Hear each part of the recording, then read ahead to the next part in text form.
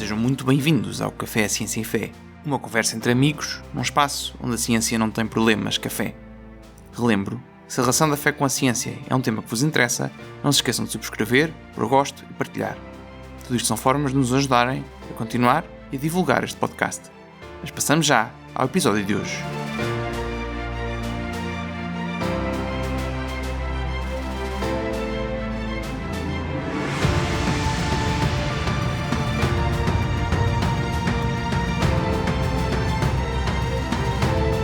O cristianismo romano e a ciência são reconhecidos pelos seus respectivos adeptos como sendo absolutamente incompatíveis.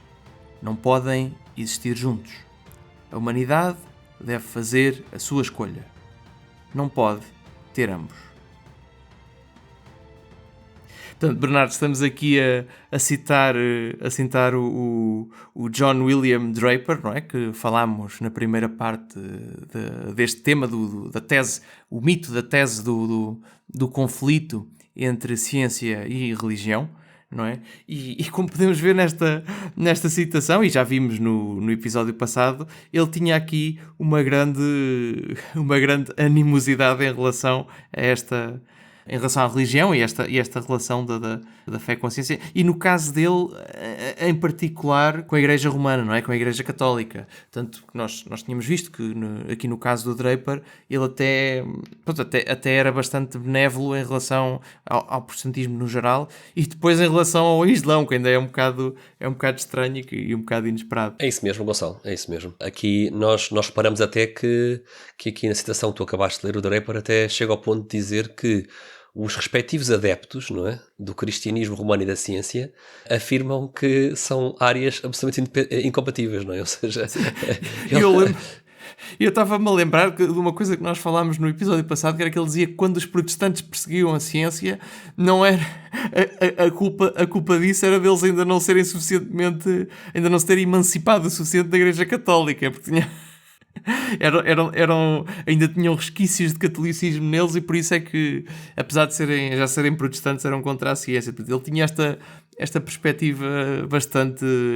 Pois é, isto é interessante, porque na cultura e na tradição católica não há muito esta tendência de afirmar a incompatibilidade do catolicismo com a ciência. É algo que só se encontra em alguns ramos protestantes, sem queremos generalizar, em apenas alguns, e em algumas épocas em concreto. E, portanto, esta citação para um católico é mesmo esquisita, não é? A pessoa fica assim um bocado... Porque ele diz mesmo que o cristianismo romano é reconhecido pelos seus adeptos como sendo incompatível com a ciência. Quer dizer, que haja cientistas que digam isso, nós estamos habituados, não é? A dizer que há incompatibilidade. Agora, cristãos romanos, não é? Católicos a defenderem esta incompatibilidade é uma coisa um bocado estranha, não é? Para os nossos ouvintes católicos. Sim, aliás, nós temos a série dos cromos medievais, é precisamente para abordar esta questão, não é? Porque é uma coisa que... o absurdo disso. Sim. Mostrar que sempre existiram pessoas que conjugaram bem estas duas coisas e que viveram bem com isso. Então, e nós na primeira parte deste nosso primeiro mito, nós fizemos, Gonçalo, um apanhado aqui do essencial destes dois pais do mito do conflito. E só para recuperar um pouco o que falámos nessa primeira parte, que recomendamos que ouçam, nós vamos agora continuar a partir destes pais fundadores da tese do conflito, vamos continuar com o legado deles ao longo do século XX, mas para recuperar um pouco o essencial da primeira parte, nós falámos sobre o Andrew Dickinson White, norte-americano, e sobre o John William Draper, inglês, mas que depois emigrou para os Estados Unidos. Portanto, estes dois pais do mito estão nos Estados Unidos no final do século XIX. Exato. E só para contexto também, o Andrew Dickinson White era mais ateu no geral, não é? Ateu, não sei se ateu é a palavra indicada, mas era mais alinhado com o secularismo. Mais secular, sim, mais secularista, sim. Sim, queria ver se era contra a religião no geral, não é? E teve aquela questão de obter o financiamento para fundar a Universidade de Cornell, não é? Portanto, o Universidade Andrew não confessional, Exato, tinha esta questão, enquanto o Draper tinha mais esta questão desta animosidade em relação à Igreja Católica, e nós vimos também que muito disso tinha a ver com uma história familiar complicada, né? Trágica, sim, complicada. Exatamente. E trágica de parte a parte, ou seja, isto era uma coisa... Sim, porque o Draper foi filho de um ministro metodista que foi o primeiro numa família católica a abandonar o catolicismo, portanto, e o filho seguiu as pegadas do pai, e aliás até acho que foi além do pai, porque o Draper não era já bem metodista, já era um defensor de uma religião já muito própria, já muito sua, não é? Que negava a Trindade, negava a virgindade de Nossa Senhora, tinha assim uma série de ideias, elogiava o Islão, não é? Falámos sobre estes aspectos das convicções do Draper na parte 1 deste mito do conflito. Sim, muitas delas coisas que já nem os próprios protestantes reconheceriam, não é? Ou seja...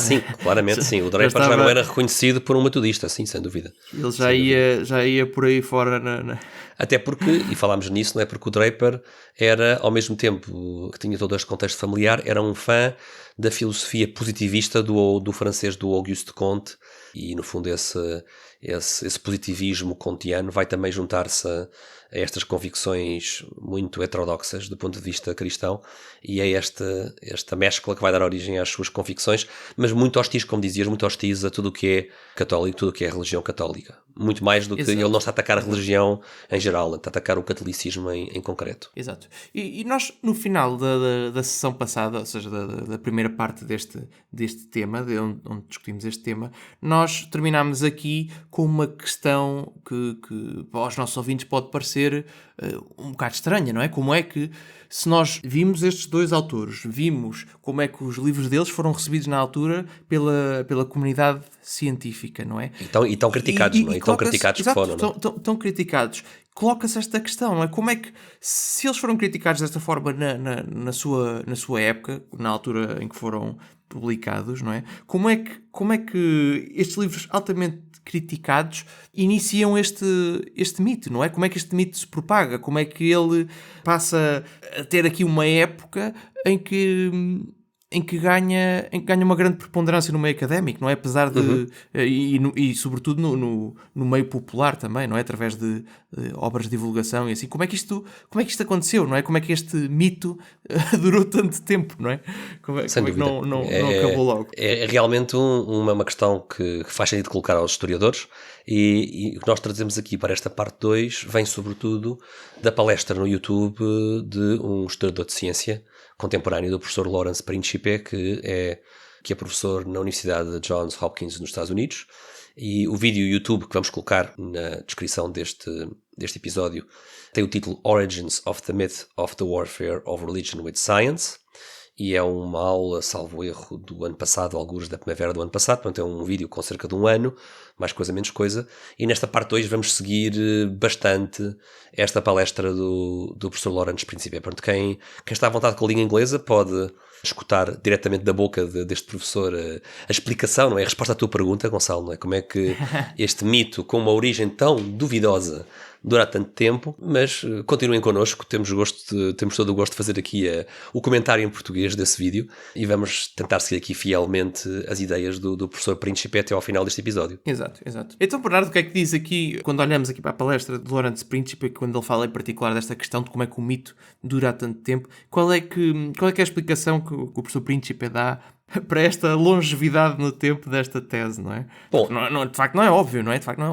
Não é nada óbvio. Primeiro nós temos que recordar, como dissemos na primeira parte, que no caso específico do White, durante um período de 10 anos, o Andrew Dickinson White publicou estas suas ideias hostis à religião organizada, não é? Estes seus exemplos pseudo-históricos de conflito, publicou-os em 25 artigos na Popular Science Monthly. A série de artigos intitulava-se Novos Capítulos na Guerrilha da Ciência. No fundo, a ideia de que a ciência está sempre em guerrilha, não é?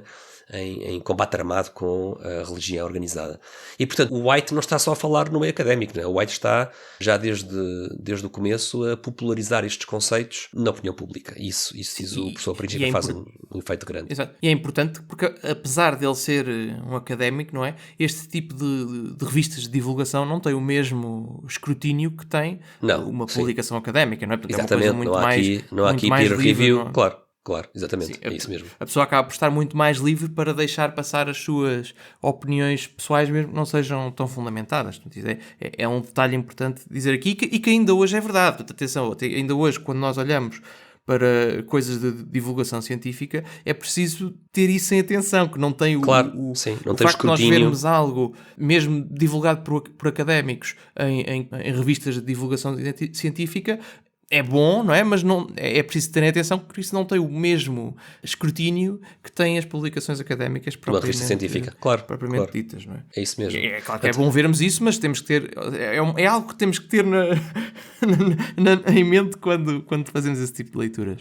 Exatamente. Eu acho que não é só uma questão de nós confiarmos na pessoa que está a falar, não é? Porque por vezes podemos ter grandes cientistas a falarem fora da sua área de conhecimento, mas também ter atenção ao facto de que é mais credível aquele especialista que fala da sua área, dentro da sua área, mas também dentro da sua área, como tu dizias, há vários graus, não é? Um especialista numa área de física ou de cosmologia pode estar a escrever um artigo científico, que é uma coisa muito escrutinada, mas pode também estar a escrever um livro de divulgação, que é um grau menor de escrutínio, ou então pode estar a escrever uma peça de opinião no jornal, não é? Ou um blog, ou um vídeo no YouTube, não é? E é preciso ter o cuidado de perceber um bocado o contexto, não é? E ter liberdade para isso. Claro. Uma coisa que me lembra é que quando há aqueles livros de física estatística do tempo da União Soviética, por exemplo, eles às vezes misturavam com a parte científica, apesar de cientificamente serem muito bons os livros, eles lá pelo meio misturam coisas a dizer que as partículas se comportam de forma coletivista, não é? E que até fazerem quase uma interpretação socialista, sim, não é? Sim. Do comportamento das partículas ao nível atómico, que é uma coisa completamente... Quer dizer, tudo bem, ele pode querer fazer isso, está na sua liberdade, não é? Mas isto já não é ciência, não é? Isto já está a sair à parte científica quando faz isso. E nós temos que ter espírito crítico de fazer este tipo de distinções, claro. ok? Quando ele está a fazer os cálculos e a fazer as suas equações e a fazer uma teoria que prevê como é que as moléculas vão comportar, é uma coisa. Quando ele diz que elas se comportam de forma coletivista e que nós, no fundo... Já não é o cientista a falar, não é? Devíamos fazer um bocadinho isso também, não é? Acaba por ser uma visão diferente. É uma visão política, não é uma visão científica. E há aqui bastante disso, sobretudo no White, não é? A usar o formato da divulgação em formato popular science, né, para fazer chegar ao comum dos mortais este tipo de erros pseudo-históricos acerca desse. Ou seja, no fundo, nestes artigos apresenta uma série de exemplos de alegados conflitos, não é? O caso Galileu e outros que vamos falar ao longo desta série. O caso, por exemplo, da filósofa Hipátia, ao qual nós vamos dedicar um próximo episódio nesta série. Tudo isto são coisas que surgem do White e do Draper, mas no caso do White, em formato de divulgação popular, não é? Isso vai-se espalhando pelas pessoas e depois sai do controle, como tu dizias, porque no mundo académico ainda é possível corrigir a rota, não é? Agora, quando isto entra na cultura popular, esquece, não é? Já é muitíssimo difícil erradicar este tipo de erros. Este tipo de erros factuais, quando entram na opinião pública, tornam-se um bocado como uma espécie de um vírus de erro que é muito complicado depois de erradicar, não é? Depois fica lá e passa de geração para geração. Exato. E ao mesmo tempo, eu não sei que opinião com que ideia é que tu ficaste neste sentido, mas eu fico um bocado com a ideia de que, apesar de tudo, não chegaria ao ponto de dizer que ele fez isto por malícia. Ou seja, parece... Acho que é o tipo de coisa que tu, tendo uma série de dificuldades familiares como ele teve e uma série de outras coisas... No caso do Draper, não é? A pessoa, por exemplo, no caso do Draper, a pessoa facilmente pega em certos factos históricos e acaba por aumentar bastante certos pontos de vista de forma quase inconsciente, não é? Eu acho que no caso do Draper tens toda a razão, até porque ele depois cria mesmo uma visão espiritual muito própria dele, não é? Ou seja, não há grandes dúvidas que o Draper está convicto daquilo que está a escrever. No caso do White, eu não vou dizer que ele está a ludibriar ou a enganar, porque não tenho conhecimentos de que isso seja o caso, mas no caso do White, ele pode também estar a fazer ali um agravar, um distorcer de factos históricos que aconteceram para passar uma narrativa, não é? E às vezes a pessoa pode fazer isso mais ou menos conscientemente, não é? Mas não é necessário nós supormos que há aqui malícia, não é? Isto pode ser simplesmente o próprio espírito da época. O próprio Andrew Dickinson White é filho da época em que viveu, não é? E era o que se dizia na altura, não é? Exatamente, sim. Que é um aspecto interessante que o professor Príncipe faz muitas vezes nesta palestra dele, que é explicar que muitas vezes, não é, se junta, como nós poderíamos dizer aqui em português, se junta a fome à vontade de comer, não é? Ou seja, por um lado... o útil ao agradável, mas aqui não é agradável, não é? É um bocado isso. Ou seja, há aqui vários fatores. Há os próprios autores, a forma como divulgam as suas ideias, não é? Não só academicamente, mas a nível popular. O facto também, muito importante, que é referido nesta palestra, o papel do editor, porque, curiosamente, foi um mesmo homem chamado Edward Humans a editar o livro do White e o livro do Draper, o mesmo editor, o que é muito interessante este detalhe, e ele não só editou estes 2 livros, como garantiu o seu sucesso através de uma estratégia de divulgação muitíssimo bem sucedida. Por exemplo, o livro do Draper, talvez o livro, digamos, mais acessível, menos denso, e também com menos páginas. Não, eu acho que estes livros não são bem académicos, mas o livro do White, por exemplo, são 2 volumes, enquanto que o livro do Draper é uma obra num único volume e, portanto, mais fácil também de ser divulgada. E o editor Humans traduz o livro do Draper para uma série de línguas, torna-se um best-seller. E o próprio editor, claro, depois elogia muito estas obras, no fundo, como editor que é, não é? E quer promovê-las. Portanto, muito importante também aqui o papel do editor para garantir que estas 2 obras iam juntas, por assim dizer, faziam parte de uma estratégia de divulgação conjunta. Muito deste mito do conflito se deve aqui ao editor Edward Humans. Sim, e numa altura que ainda não temos redes sociais e assim, e uma internet tão acessível, não é? O impacto dos editores era muito maior do que aquilo que é hoje, provavelmente, não é? Sim. Aqui em termos de impacto cultural. Hoje ainda tem, não é? Hoje ainda tem uma importância enorme, mas numa altura em que não existe, no fundo, concorrência, não é? Ou pelo menos não existe tanta, os editores acabam por ter um papel muito mais preponderante neste tipo de promoções do que hoje em dia. Sim, mas agora repara uma coisa. Nós temos aqui então os autores perfeitos, digamos assim, com um tipo de escrita apelativa, com um tipo de escrita que apela ao leitor comum, não é? Obras que não são académicas, que contam histórias dramáticas, não é? Distorcidas, mas dramáticas, aliadas com um editor fantástico, não é? Mas mesmo assim, Gonçalo, como é que isso chega até hoje, não é? E daqui até ao fim deste episódio, seguindo aqui a palestra do professor Príncipe, o que ele faz, o que este professor faz, é explicar que há aqui várias causas contextuais em 2 gerações diferentes. Uma destas primeiras gerações acontece mais no final do século XIX e nos começos do século XX, e depois há uma segunda geração de propagação deste mito que acontece já depois da Primeira Guerra Mundial.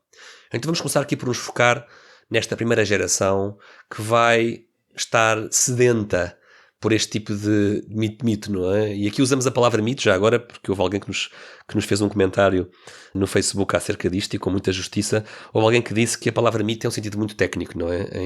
Em sociologia Sim. E em antropologia. Sim, nós não estamos a usar aqui a palavra mito como usam os antropologistas, não é? É uma crítica muito justa. Estamos aqui a usar a palavra mito num sentido de ficção, de facto, de pseudo-facto que é recebido pelas pessoas como se fosse um facto, não é? É um bocado nesse significado. Há o sentido popular hoje em dia de que mito é uma coisa que é ficção, que não aconteceu, não é? Mas há aquela ideia que é o sentido em que usa, por exemplo, o Tolkien e o C.S. Lewis, não é? Eles usam mito num sentido completamente diferente. Portanto, antropológico, mais antropológico.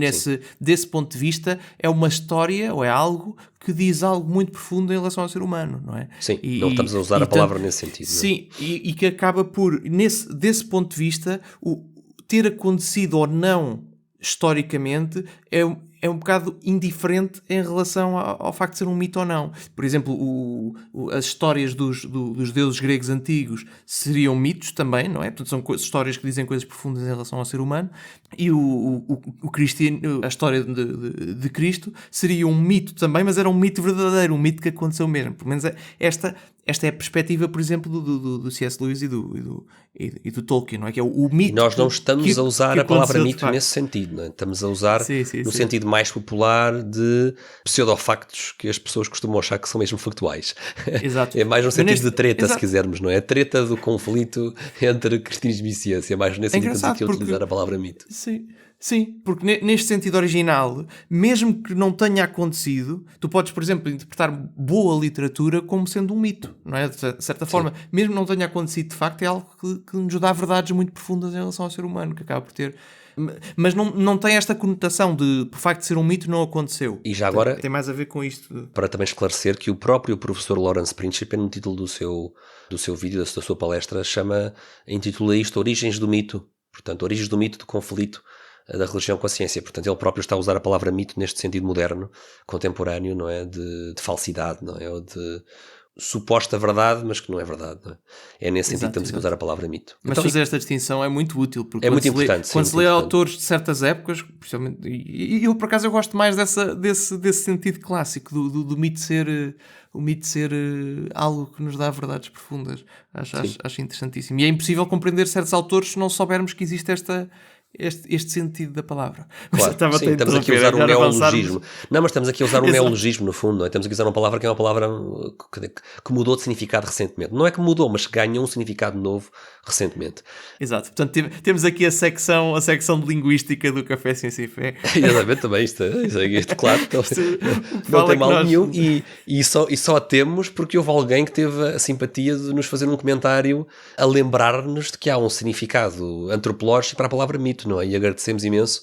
Foi o Carlos que nos fez esse comentário no Facebook, porque é sempre um feedback importante. Às vezes nós nem nos damos conta de que estamos a usar umas palavras com um significado ou com outro e é muito útil.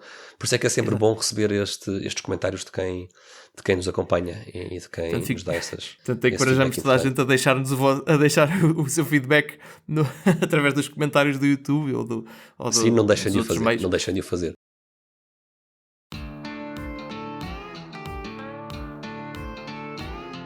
Estás farto de podcasts chatos e que te adormecem? Então prepara-te, porque estamos a preparar a melhor mistura de ciência e fé. Subscreve agora e deixa para trás os teus problemas de café. E não se esqueçam de pôr gosto e partilhar.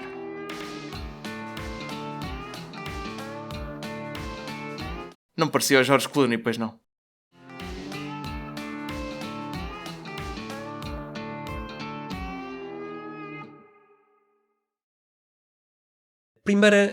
Aqui a primeira geração, Gonçalo, a primeira geração que vai receber este mito de forma sedenta. Porquê? Porque é que este mito vai cair tão bem, sobretudo nesta época, final do século XIX, começo do século XX, e sobretudo neste país, Estados Unidos? E temos aqui um primeiro factor que o professor Príncipe coloca em cima da mesa. Os Estados Unidos estavam a receber fluxos significativos de imigração. E há preconceitos da parte dos residentes nos Estados Unidos acerca destes imigrantes que estão a entrar pelo país, não é? O que é uma coisa que até é uma coisa um bocado universal, não é? Quer dizer, transversal a todas as épocas, não é? Mas com a característica de que há muitos irlandeses e, num grau menor, italianos que estão a migrar, e também, se formos ver, também haverá também portugueses, e houve portugueses certamente. Mas há aqui grandes fatias destas massas migratórias que vêm, sobretudo da Irlanda e depois também da Itália. E por isso este preconceito anti-imigração também está aliado depois a um preconceito anticatólico, não é? E vimos há pouco como o Draper tinha essa perspectiva, não é? Que estes católicos que estavam para os Estados Unidos estavam a deteriorar a qualidade da sociedade, não é? Estavam a trazer obscurantismo, estavam a trazer ideias retrógradas, estavam a trazer o nível fanatismo intelectual, não é? Baixar o nível intelectual, é isso mesmo, a trazer ideias fanáticas. Não é? Portanto, este é um primeiro ingrediente. Um segundo ingrediente é o facto de que já por toda a segunda metade do século XIX, com o surgimento das políticas secularistas e anticlericais, não é? Podemos lembrar-nos, por exemplo, do Risorgimento em Itália, não é? Com a unificação de Itália, com estas ideias anticlericais e secularistas, há um bocado esta transformação da sociedade já acontecendo na Europa e que é importada para os Estados Unidos, esta ideia de que a pouco e pouco vai saindo de cena a autoridade do clero como líder moral, líder espiritual e como autoridade na sociedade, para dar lugar a uma nova figura de autoridade, que é o cientista. O cientista, na segunda metade do século XIX, aparece como aquele homem que é visionário, que tem, pela sua formação científica também, uma autoridade que não é só científica, é uma autoridade moral e espiritual. O cientista vai, a pouco e pouco, substituir o padre e o profeta. Aqui o professor Príncipe usa estas duas palavras, não é? O cientista substitui quer o padre, quer o profeta, porque fala sobre o futuro, não é? Profetiza o futuro que aí vem, não é? À luz da ciência. E sabes que este período é um período absolutamente fascinante. Que o século XIX e em particular em história da física, estamos a olhar para um período que viu a humanidade estava num estado que para nós hoje é quase difícil de imaginar, porque houve um sucesso extraordinário do método científico e ao mesmo tempo um progresso técnico incrível com a Revolução Industrial e estas coisas todas. E pelo menos aquilo que eu tenho mais em mente é aqui o ponto de vista da história da física. Estávamos a ver uma altura em que basicamente os físicos achavam que já tinham explicado tudo. Nós basicamente sabemos tudo. Nós sabemos autoconfiança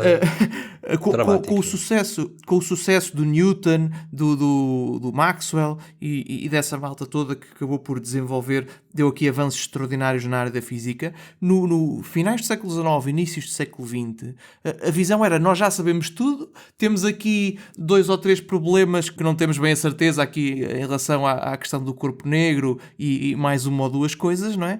Mas, em geral, nós já sabemos tudo, sabemos que o universo é determinístico e não há mais nada para descobrir. Vamos, no fundo, caminhar para o futuro com um progresso material cada vez melhor e vamos caminhar em relação a esta utopia material, se quisermos assim dizer, não é? É isso mesmo. É engraçado. E é um progresso imparável, é um progresso, mais do que um progresso, não é? É um progresso que não para, não é? Que é impossível parar. Esta ideia de que a humanidade vai numa única direção, não pode haver retrocessos, não é? Sim, e já sabemos tudo, nós já sabemos tudo, basicamente. E é engraçado porque quando... Eu, por acaso, agora não me lembro do autor que tem esta citação, que diz que basicamente já está tudo descoberto, que já só há 1 ou 2 problemas por resolver, mas é engraçado que desses 1 ou 2 problemas que havia por resolver surge uma completa mudança de paradigma e toda a física do século XX surge daí, que tem a ver com a questão da quantização das coisas quântica. à escala a mecânica quântica complicou um bocadinho o panorama da física. Exato, basicamente há aqui 2 ou 3 coisas por explicar: a radiação do corpo negro e a pressão do periélio e de mercúrio. Tirando estas 2 coisinhas minúsculas, nós já sabemos tudo. Mas é que depois da pressão do periélio e de mercúrio vai sair a relatividade geral de Einstein, que muda aqui completamente a visão da gravidade, não é? e do conceito do tempo e isso tudo, e da radiação do corpo negro vai sair a mecânica quântica. Portanto, está aqui ou seja, tanto se pode ver que aqui estamos ainda num clima em que se acha que se sabe tudo, certo, de umas coisinhas pequeninas, e vai depois haver aqui uma quebra no início do século XX em que de repente aquilo que toda a gente sabia, pumba, afinal não sabemos nada, somos ignorantes e há tanta coisa por descobrir.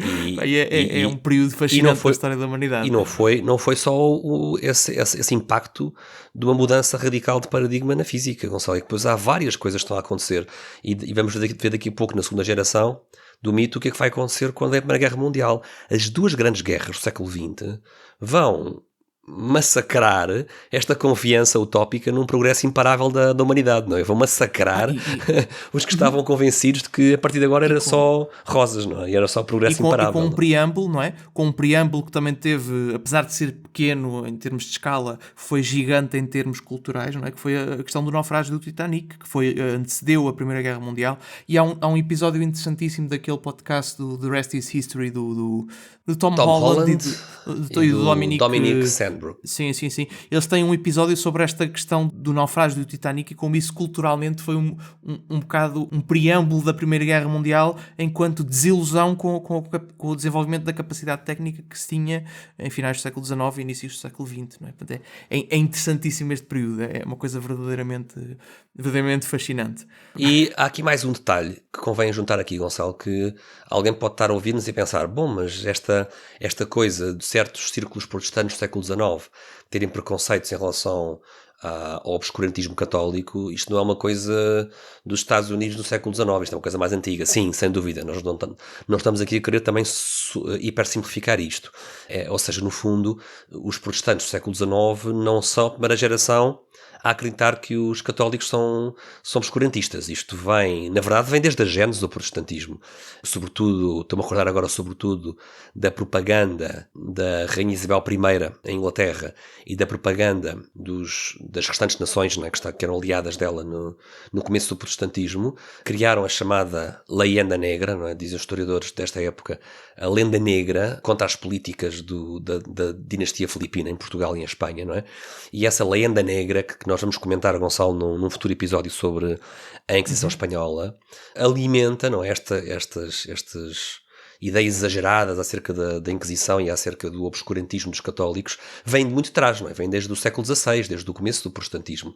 E vão aqui ser reavivadas neste local em concreto, nos Estados Unidos, e neste tempo em concreto no final do século XIX. Numa altura em que em todo o mundo civilizado, em toda a Europa e nos Estados Unidos, está a haver esta troca de autoridade, não é? Ou seja, a identidade do cientista está a formar-se, o cientista enquanto tal, a palavra cientista até aparece no século XIX, não é? Enquanto tal afirma-se e começa a criar o seu estudo social e a sua autoridade em contrapeso, não é? E em crítica à autoridade decrescente do padre, do bispo, do papa e assim por diante, não é? Sim, e felizmente hoje em dia estamos com um bocado mais juízo em relação a estas... Sim, eu acho que o século XX entre católicos e protestantes.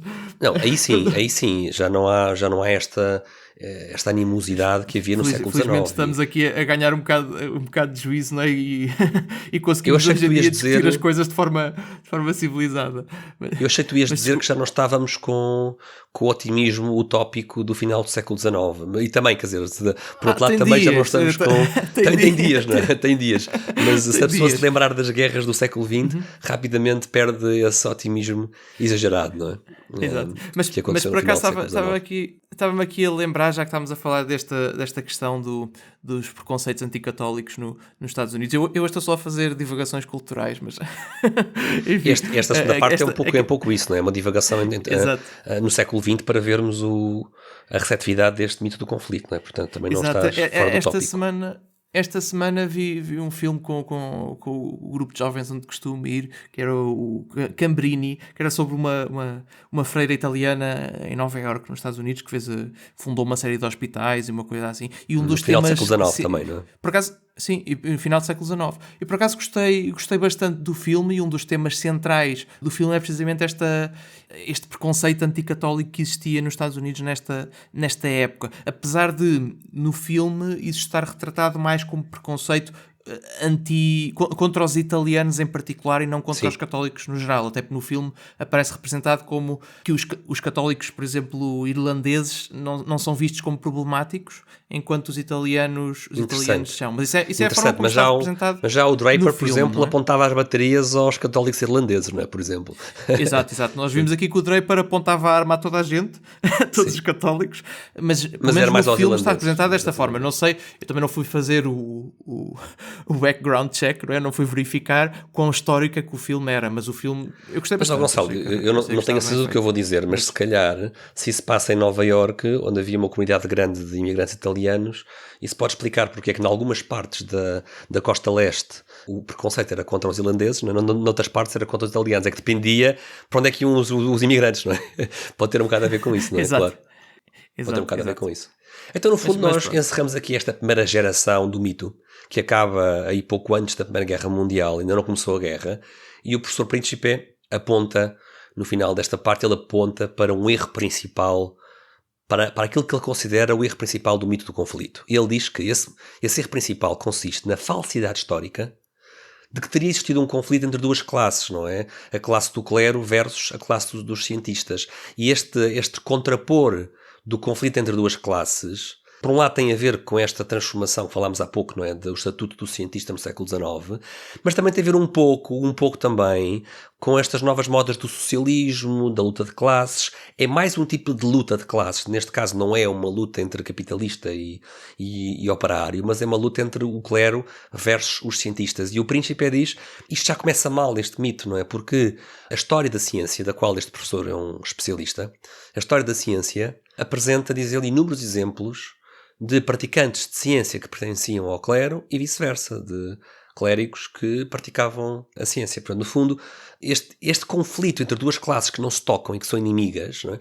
Que vimos e citámos no começo deste episódio, não é? Nas palavras do Draper, e na primeira parte começámos com uma citação do Ramalho Ortigão, esta ideia de que havia duas classes distintas em conflito é uma falsidade histórica. E este é o erro principal, diz o Príncipe, deste mito do conflito. Exato, e é interessante como estas ideias se propagam, não é? E é engraçado que isto surge tudo mais ou menos na mesma altura, não é? Esta ideia do conflito, ou seja, esta ideia do conflito entre classes que passa também para para outros domínios, sem ser a questão particular dos ricos contra pobres ou oprimidos contra opressores.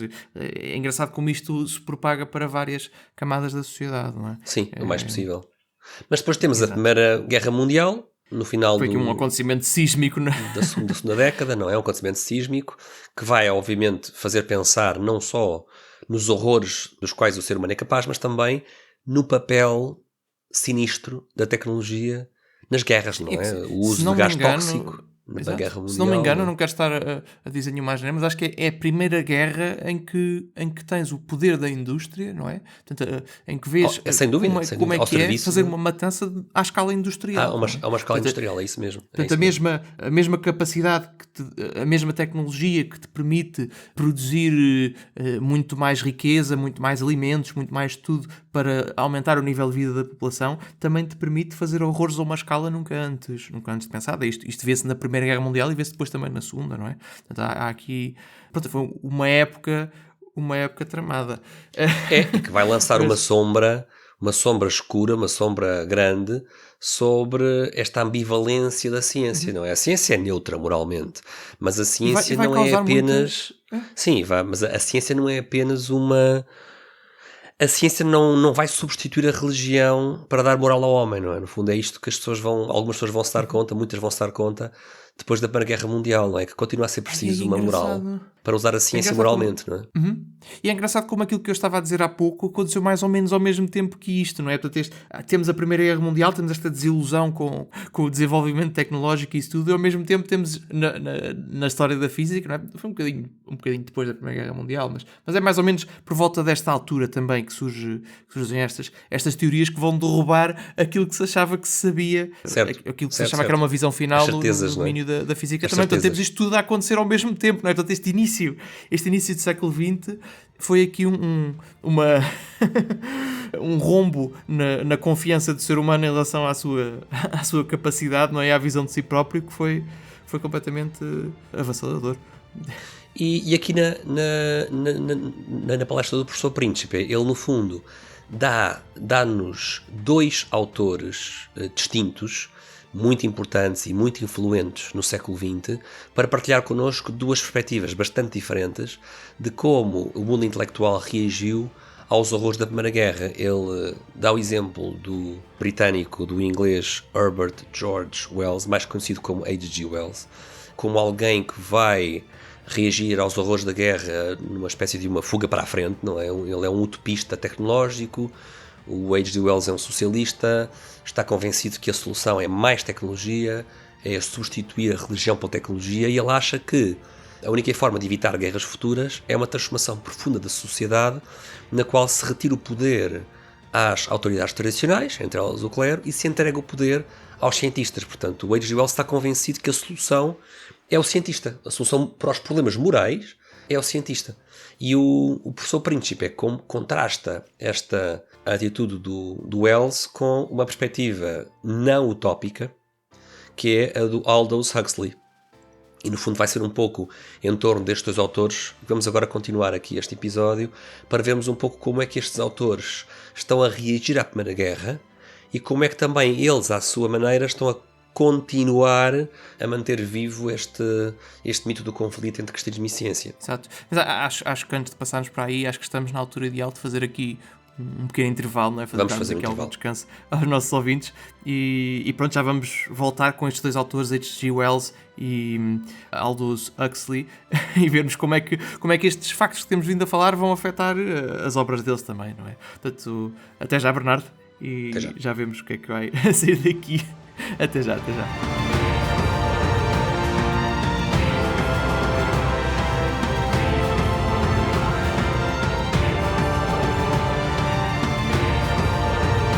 Final de mais um episódio do Café Ciência e Fé, esperemos que tenham gostado, e lembro que se a relação da ciência com a fé é um tema que vos interessa, não se esqueçam de subscrever, pôr gosto e partilhar. Tudo isto são formas de nos ajudarem a continuar e a divulgar este programa. Podem-nos deixar o vosso feedback através de comentários ou dos canais habituais, e o Café Ciência e Fé volta em breve com novos temas, sempre a mostrar a harmonia entre a fé e a razão. Até lá, fiquem bem.